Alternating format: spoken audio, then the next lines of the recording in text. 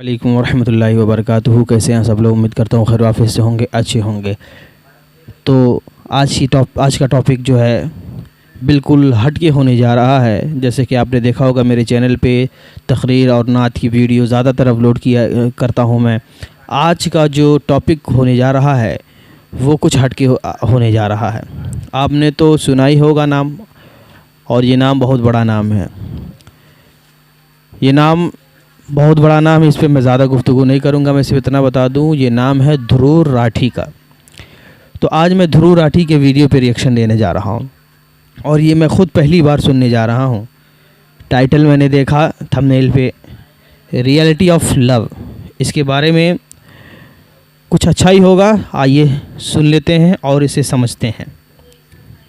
नमस्कार दोस्तों, religious convergence, जबरदस्ती किसी का धर्म परिवर्तन कराना, धर्म परिवर्तन के कितनी बड़ी प्रॉब्लम बन गई है ये आज के दिन देश में। जी अगर न्यूज चैनल्स खोलकर देखोगे तो ऐसा लगता है कि आज देश में one of the biggest problems है।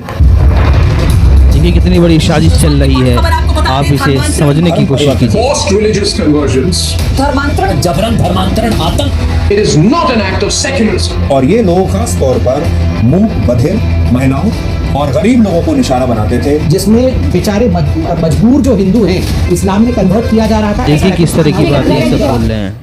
बेरोजगारी, economic recession, climate change, environmental crisis, इन सब से भी ज्यादा बड़ी प्रॉब्लम बन चुकी है रिलीजियस कन्वर्जेंस इन लोगों के हिसाब से। तो आइए जानते हैं दोस्तों इस सब की असलियत क्या है आज के इस वीडियो में, डेटा और फैक्ट्स के आधार पर।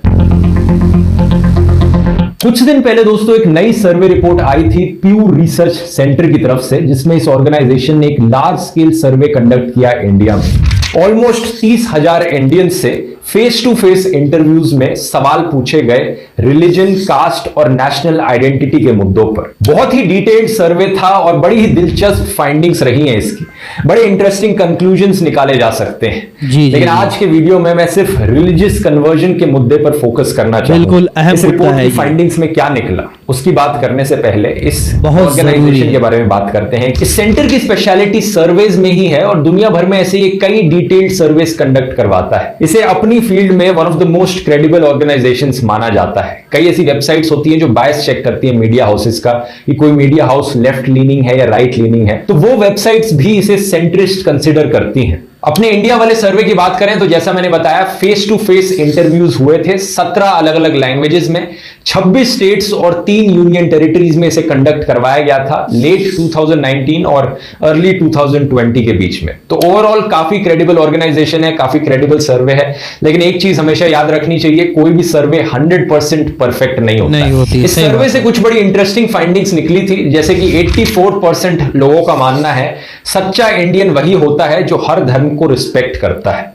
बिल्कुल 80% लोगों ने यह कहा था सच्चा हिंदू, सच्चा मुसलमान, सच्चा सिख या सच्चा क्रिश्चियन होने के लिए बाकी धर्मों को रिस्पेक्ट करना जरूरी है। तो एक ये बड़ी अच्छी चीज है कि ज्यादातर लोग देश में टॉलरेंस और रिस्पेक्ट की भावनाओं में विश्वास रखते हैं। तो अब सवाल ये उठता है कि फिर देश में इतना हंगामा क्यों मचता है धर्म के नाम पर? मेरी राय में कुछ सिंपल रीजंस हैं इसके लिए। एक तो यह है कि जो लोग रिस्पेक्ट और टॉलरेंस में बिलीव नहीं करते वो ज्यादा हल्ला मचाते हैं। सोशल मीडिया पर वो सबसे ज्यादा दिखाई देते हैं क्योंकि वो चीख चीख कर चिल्ला चिल्ला कर बोलते हैं, और हमारा मीडिया भी उन्हें ही हाईलाइट करता है, न्यूज चैनलों पर दिखाता है, और हमारे पॉलिटिशियंस भी उन्हें हाईलाइट करते हैं ताकि लोगों में डर बिठा सकें कि ये देखो दूसरे धर्म के लोग कैसे हैं। ऐसे कई पॉलिटिशियंस हैं, वॉनबी लॉयर्स हैं, डेस्परेट यूट्यूबर्स और इंस्टाग्राम इन्फ्लुएंसर्स हैं जिन्हें चीप पब्लिसिटी पाने का एक ये शॉर्टकट मिल गया है कि दूसरे धर्म के लोगों को गालियां दो, अपने धर्म के लोगों के बीच में डर बिठाओ कि देखो हम खतरे में हैं, हमारा धर्म खतरे में है, और उसको लेकर पब्लिसिटी ले जाओ। जी। वैसे भी हमारा मीडिया और सोशल मीडिया पर इन्हीं चीजों को हाईलाइट किया जाता है, और ऐसा नहीं है कि दूसरी तरफ कोई चीजें नहीं होने लग रही। ऐसी कई हार्ट टचिंग कहानियां भी सुनने को मिली है पिछले कुछ सालों में, जहां पर हिंदू मुस्लिम्स की मदद कर रहे हैं, मुस्लिम सिख्स की मदद कर रहे हैं, सिख्स क्रिश्चियंस की मदद कर रहे हैं। यूनिटी का माहौल दिखाई दे रहा है, लेकिन न्यूज वाले इन्हें हाईलाइट थोड़ी करते हैं। जब दंगे हुए थे दिल्ली में, एक ऐसे केस देखने को मिले थे जहां पर एक मुस्लिम फैमिली को हिंदू नेबर्स ने बचाया था दंगे करने वालों से। मुस्तफाबाद में इसका एक ऑपोजिट केस देखने को मिला था जहां पर कुछ हिंदू फैमिलीज को मुस्लिम डोमिनेटेड एरिया में मुस्लिम नेबर्स ने बचाया था जब दंगे करने वाले लोग आ गए थे। अनफॉर्चुनेटली वायलेंस, कॉन्फ्लिक्ट और नफरत की न्यूज दिखाने से ज्यादा टीआरपी मिलती है, और ऐसी न्यूज हमारी इनसिक्योरिटीज को भी खेल जाती है। यही रीजन है दोस्तों कि मैं इसे इकलौता रीजन नहीं कहूंगा।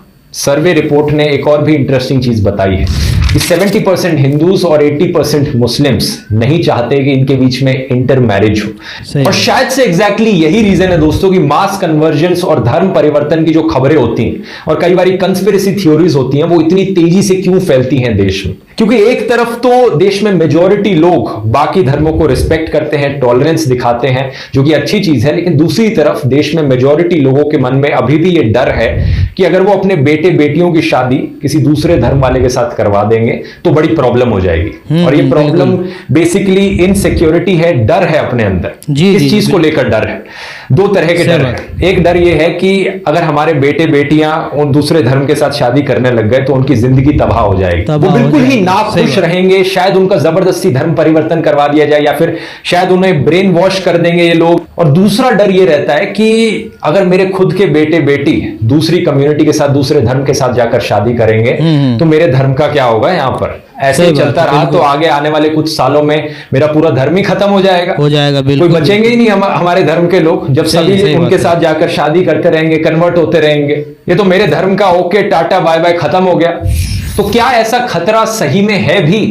इसका जवाब इस सर्वे के एक सवाल में है। इस सर्वे में पूछा गया लोगों से कि आपका बचपन में कौन सा धर्म था और आज के दिन आप किस धर्म को मानते हैं।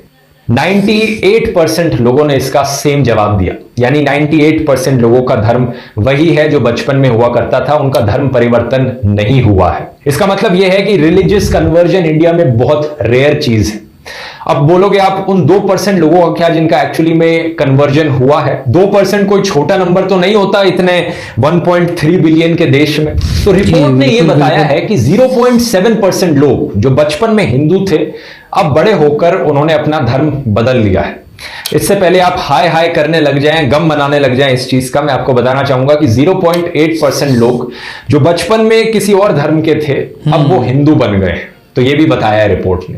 एक्चुअली ज्यादा लोग हिंदू बन रहे हैं हिंदुइज्म छोड़ने से, ऑलमोस्ट सेम कह सकते हो वैसे इस चीज को। मुस्लिम्स के लिए भी ऐसा ही है। 0.3% लोग जो बचपन में इस्लाम को फॉलो करते थे अब उन्होंने इस्लाम को छोड़ दिया है फॉलो करना। लेकिन 0.3% लोग जो बचपन में किसी और धर्म के थे अब उन्होंने इस्लाम अडॉप्ट कर लिया है। सेम चीज सिख्स और बुद्धिस्ट के साथ भी है, बस क्रिश्चियनिटी को छोटा सा एक्सेप्शन कंसीडर कर सकते हो क्योंकि 0.1% लोगों ने क्रिश्चियनिटी को छोड़ा लेकिन 0.4% लोगों ने क्रिश्चियनिटी को अडॉप्ट किया। तो ये जो बड़ी साजिश है धर्म परिवर्तन की, जिसे लव का नाम दिया जाता है न्यूज चैनलों पे और सोशल मीडिया पर, कहां गई ये साजिश?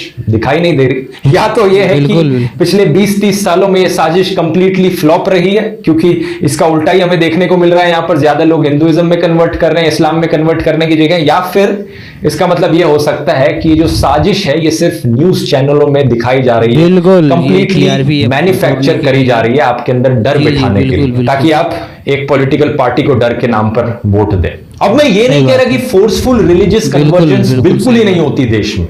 एक्चुअली में इसके काफी लेजिट और रियल केसेस देखने को मिले हैं जहां पर कुछ लोगों ने जबरदस्ती धर्म परिवर्तन करवाने की कोशिश करी है कुछ लोगों का, जो कि बहुत ही गलत चीज है। लेकिन वो इंडिविजुअल केसेस देखने को मिले, इक्का दुक्का कहीं पर कुछ केसेस देखने को मिले। जो मीडिया में हमें दिखाया जाता है कि कोई बड़े लेवल पर मास कंस्पिरेसी चल रही है, कोई बड़ी साजिश चल रही है कि हजारों लाखों लोग मिलकर छुपके से यहां पर मास कन्वर्जन करवाने की कोशिश कर रहे हैं, वैसा कुछ नहीं हो रहा है। ये मैं बताना चाह रहा हूं। अगर वैसा कुछ होता तो हमें यहां पर नंबर्स में दिख जाता। और ये सिर्फ मेरी राय नहीं है। जब ये केसेस कोर्ट में गए तो इनमें से आधे केसेस में पता चला कि कोई फोर्स्ड कन्वर्जन तो हुई तक नहीं थी। पिछले साल एक कानपुर में 14 ऐसे केसेस को इन्वेस्टिगेट किया जा रहा था एक स्पेशल इन्वेस्टिगेशन टीम के द्वारा। उन्होंने पता लगाया, उन्होंने देखा कि हाँ कुछ केसेस में फ्रॉड हुआ था लेकिन कभी भी उन्हें कोई प्रूफ नहीं मिला कि कोई पीछे बड़ी साजिश चल रही हो, कि कोई फॉरेन ऑर्गेनाइजेशन फंडिंग दे रही हो इसके लिए और सारे लोग प्लान करके बड़े स्केल पर ये कोई कर रहे हो। ऐसा कुछ नहीं था। लेकिन फिर भी एक सवाल तो उठता ही है कि उन केसेस का क्या जहां पर एक्चुअली में फोर्स्ड रिलीजियस कन्वर्जन होने लग रही है। मेरी राय में वो ऑब्वियसली कॉन्स्टिट्यूशन के अगेंस्ट जाता है, क्योंकि राइट टू रिलीजन हर इंसान का राइट है, किस धर्म को बिल्कुल, फॉलो बिल्कुल। करना चाहते हैं उनकी चॉइस है, जी। कोई उन्हें जबरदस्ती कह नहीं सकता कि इसी धर्म को फॉलो करना पड़ेगा, तो ये ऑब्वियसली गलत है। और इसके लिए हमारे लॉ में ऑलरेडी कई आईपीसी सेक्शंस एग्जिस्ट करते हैं। Cheating, beating, forcing, wrongfully detaining someone या फिर ब्लैकमेल करना किसी को, इन सब के लिए ऑलरेडी लॉज एग्जिस्ट करते हैं। तो ये जो नया लॉ लाया गया फोर्स्ड कन्वर्जन को प्रिवेंट करने के लिए, इसमें क्या नया था? इसमें यह लाया गया दोस्तों कि कोई भी इंडिविजुअल कन्वर्ट नहीं कर सकता अपना धर्म सोनली फॉर मैरिज पर्पस। हालांकि इसमें एक एक्सेप्शन जरूर है, अगर कोई करना चाहे तो वो एक 60 डे का प्रायर नोटिस दे सकते हैं कि वो उनका इंटेंशन है कन्वर्ट करने का, और सरकार फिर उस चीज को अप्रूव करेगी और फिर कन्वर्जन हो सकती है शादी करते वक्त। तो रिसेंटली जब से ये लॉ लाया गया है उत्तर प्रदेश में, काफी अरेस्ट हमें देखने को मिले हैं। दिसंबर 2020 में एक केस हुआ था जहां पर एक मुस्लिम आदमी ने कंप्लेन करी पुलिस को कि उसकी 22 साल की बेटी आलिशा को किडनैप कर लिया गया है एक हिंदू लड़के सिद्धार्थ के द्वारा। पुलिस ने इन्वेस्टिगेशन करी और इन्होंने देखा कि ये जो शादी थी ये एक्चुअली में लॉ के आने से पहले हुई थी, और लड़की ने कहा कि वो एक एडल्ट है और उसने अपनी मर्जी से शादी करी है। तो केस खत्म, यहां पर कोई किडनैपिंग का केस नहीं था जब लड़की ने खुद कह दिया था। कई ऐसे केसेस हमें देखने को मिलते हैं जहां पर पेरेंट्स अपने बेटे बेटियों की शादियों के अगेंस्ट होते हैं क्योंकि वो दूसरे धर्म में शादी कर रहे होते हैं। तो ये एक ऐसा ही केस था जहां पर पुलिस ने फिर केस क्लोज कर दिया, कुछ नहीं हुआ यहां पर, जैसा कि होना चाहिए। लेकिन मुरादाबाद में इसके बाद एक केस देखने को मिला जो इसका बिल्कुल ही रिवर्स था। एक हिंदू लड़की पिंकी ने एक मुस्लिम लड़के रशीद से शादी करी। ये अपनी शादी को रजिस्टर करवाने गए और बजरंग दल के कुछ मेंबर्स आकर इन्हें जबरदस्ती पुलिस स्टेशन खींचकर लेके गए। इस केस में भी लड़की ने कहा कि ये एक एडल्ट है, इनकी ये अपनी खुद की मर्जी से शादी करने लग रही है, और ये शादी एक्चुअली में लॉ के आने से पहले हुई है। लेकिन इसके बावजूद भी पुलिस ने रशीद को अरेस्ट कर लिया, और जब ये बात कोर्ट में गई 15 दिन बाद कोर्ट ने फाइनली ऑर्डर दिया कि रशीद को जेल से हटाया जाए, निकाला जाए, क्योंकि लड़की ने क्लियरली कहा है कि ये कोई कन्वर्जन, फोर्स्ड कन्वर्जन का केस नहीं है, किडनैपिंग का केस नहीं है, लड़की ने अपनी मर्जी से शादी करी है। लेकिन इन 15 दिनों में पिंकी को जबरदस्ती एक वुमेन शेल्टर में भेजा गया था। वो ऑलरेडी 3 महीने से प्रेग्नेंट थी। 5 दिन वहां रहने के बाद एक मिस कैरेज हो गया उनको, उन्होंने अपना बच्चा खो दिया। वो कहती हैं कि क्या गलती थी उनकी, क्यों वो डिजर्व करती थी। ऐसे कई और एग्जाम्पल्स हैं दोस्तों जिनसे हमें साफ दिखता है कि ऐसे लॉज और ऐसी कंस्पिरेसी थ्योरीज जब फैलती हैं सोसाइटी में, इससे एक ओवरऑल नेगेटिव इंपैक्ट पड़ रहा है सोसाइटी पर। वैसे ही हमारे देश में इंटर रिलीजियस मैरिजेस इतनी कम होती हैं जिससे अक्सर एक धर्म के लोग दूसरे धर्म को शक की नजर से देखते हैं, उनके अंदर इनसिक्योरिटीज और डर बैठता है। लेकिन ऐसे लॉज लाने के बाद जो लोग इंटर रिलीजियस मैरिजेस करना भी चाह रहे हैं उनके लिए और मुश्किलें बढ़ती जा रही हैं। अब उनके लिए कहीं पर सरकार से परमिशन मांगो तो उन्हें कहीं पर डर लगा रहेगा कि कोई भी यहां पर फ्रिंज ग्रुप आकर उन्हें हरास करना शुरू कर दे इस इंटर रिलीजियस मैरिज के लिए। अब आप पूछोगे कि मैं क्यों यहां पर इतना प्रमोट करने लग रहा हूं इंटर रिलीजियस मैरिजेस को, मेरा क्या एजेंडा है यहां पर? मेरा एजेंडा यह है दोस्तों कि जितना ज्यादा इंटर रिलीजियस मैरिजेस एक सोसाइटी में बढ़ती हैं उतना ज्यादा लोग साथ में मिलकर रहते हैं, उतना ज्यादा भाईचारा बढ़ता है दो धर्मों के बीच। और जितना ज्यादा दो धर्म के लोग या किसी भी दो कास्ट हो गया या सेक्शन हो गया लोग अलग अलग रहेंगे एक दूसरे से, उतना ज्यादा लोग एक दूसरे को शक की नजर से देखेंगे। सही बात। उतनी ही ज्यादा लोगों के बीच में इनसिक्योरिटीज बढ़ेंगी और डर बनाना फिर बहुत आसान हो जाता है लोगों के बीच में।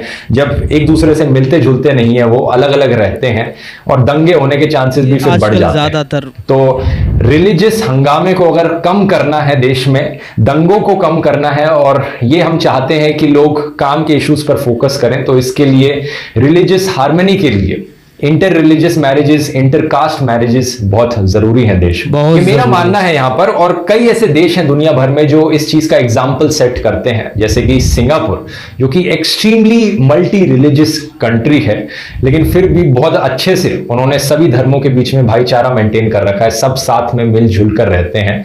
और आखिरी बार पता नहीं वहां पर दंगे कब हुए थे रिलीजन को लेकर। एक और चीज है जो यहां नोट करने वाली है, मैं आप सब लोगों को बताना चाहूंगा कि बिलीव इट और नॉट, कुछ मुस्लिम लोग हिंदू धर्म से आकर्षित होंगे और अपनी मन मर्जी से हिंदू धर्म में कन्वर्ट कर जाएंगे। और हिंदुओं के लिए, बिलीव इट और नॉट, कुछ हिंदूज इस्लाम या क्रिश्चियनिटी या बुद्धिज्म से आकर्षित होंगे और वो कन्वर्ट कर जाएंगे। Same with every single religion.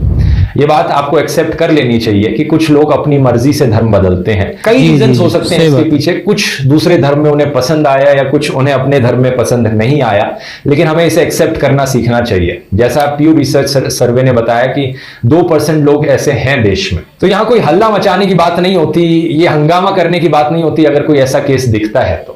हालांकि पब्लिकली तो शायद ही ऐसा कोई केस दिखा है देश में। और फाइनली मैं कहूंगा दोस्तों, चौकन्ने रहिए उन लोगों से जो रात दिन धर्मों के बीच में नफरत फैलाने का काम करते हैं। बिल्कुल। एक बहुत ही छोटा सा सेक्शन है लोगों का हमारे देश में जो ऐसी ही कंस्पिरेसी थ्योरीज को, साजिशों को फैलाता है, जनता के बीच में डर बैठाता है। कई बार तो ये बिल्कुल ही रिडिकुलस तरीकों से इन कंस्पिरेसी थ्योरीज को फैलाते हैं। अभी आमिर खान का डिवोर्स हुआ था।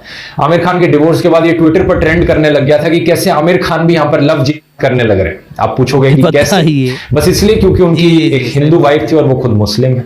यही चीज ये लोग सैफ अली खान को भी कहते हैं कि देखो सैफ अली खान भी लव जिहाद कर रहा है। क्यों? क्योंकि बस करीना कपूर हिंदू है, बस इसी रीजन से। इन लोगों को इससे कोई मतलब नहीं है कि करीना कपूर ने मर्जी से शादी करी है अपनी। करीना कपूर की मर्जी है वो किससे शादी करें, कैसे शादी करें, किस धर्म में रहें, किस में ना रहें। लेकिन ये बस अपनी ये कंस्पिरेसी थ्योरी फैलानी है। और हैरानी की बात यह है दोस्तों कि ये कैसे वन साइडेड सेलिब्रिटीज की पिक्चर्स दिखाते हैं और कहते हैं कि बॉलीवुड में लव हो रहा है। दूसरी साइड की पिक्चर ये कभी नहीं दिखाएंगे आपको। ये आपको कभी नहीं बताएंगे कि सैफ अली खान की जो बहन है सोहा अली खान, उनके हस्बैंड हिंदू हैं, तो वहां पर तो रिवर्स केस हो गया। ये आपको कभी नहीं बताएंगे कि ऋतिक रोशन एक हिंदू है, उनकी वाइफ मुस्लिम थी, या फिर सुनील शेट्टी की वाइफ मुस्लिम है, या फिर मनोज वाजपेयी की वाइफ मुस्लिम है जब वो खुद हिंदू है। तो ये जो रिवर्स केसेस है ना, ये कभी आपको सुनने को नहीं मिलेंगे सोशल मीडिया पर, क्योंकि ये जो लोग पीछे से एक अपना नैरेटिव में लगे हैं कि यहां पर एक कंस्पिरेसी थ्योरी चल रही है। ये नैरेटिव पूरा टूट जाता है अगर आपको इन रिवर्स केसेस के बारे में पता लग जाता है तो। एनीवेज, आज के लिए इतना ही दोस्तों। उम्मीद करता हूं आपको पॉइंट समझ में आ गया होगा। बिल्कुल समझ में आया बेशक। इस वीडियो को अगर इंफॉर्मेटिव लगा, अपने फैमिली के साथ शेयर कीजिए, स्पेशली वो फैमिली मेंबर्स जो इस कंस्पिरेसी थ्योरी में विश्वास रखते हैं। देखा आपने कितनी सादगी के साथ रियलिटी ऑफ लव ये टॉपिक रहा। इस पे आपने बहुत अच्छा, एक बहुत बेहतरीन वीडियो आपने समाप्त किया। उम्मीद करता हूँ कि आपको पसंद आया हो। तो आइए जल्द से जल्द इस चैनल को सब्सक्राइब कर लिया जाए, है ना। उसके बाद से फिर आगे इंशाल्लाह और वीडियो आने वाली है। तब इजाज़त दें। अस्सलाम वालेकुम।